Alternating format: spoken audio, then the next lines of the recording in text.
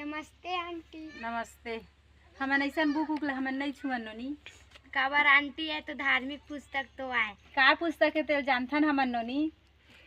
हमन नहीं छुअन नहीं पुस्तक वाला नोनी। झंझू बे दीदी एहन आंटी फालतू पुस्तक नो है गीता तो आए थे देख। हमन तो पढ़े लिखे नहीं है नोनी, ये पुस्तक ला हमन नहीं देखन ना छुअन। पढ़े तो हद दीदी काबर झूठ बोलता है। कहूँ हो दिखा मला एले गीता तेरा ज्ञान अमृत यह गीते तो आए। दिखा तो मोला। दीदी जेन हमन हा प्रचार करे लाइन तो हमन झूठ नहीं बोला।